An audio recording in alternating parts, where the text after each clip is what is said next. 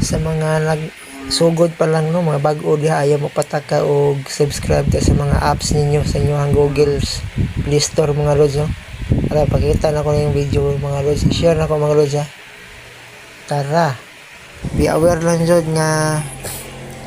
kanang malink ang imuhang Gcash sa Google mga lods no, kay na-experience ko na gahapon na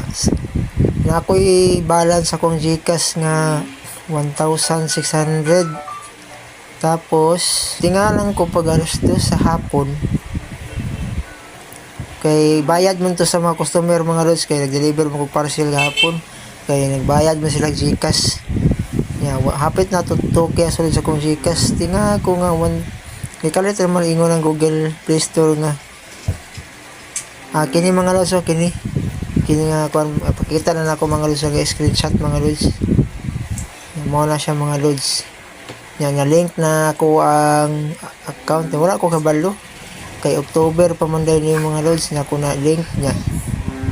daw ko na subscribe nga kuan Google AI Premium nya wala ako kabantay, siguro kalimot ako kay naman na siya trial. Pag human na magamit mo ng first trial nga apps na siya bayad, automatic din na madidak si mga Gcash mga loads.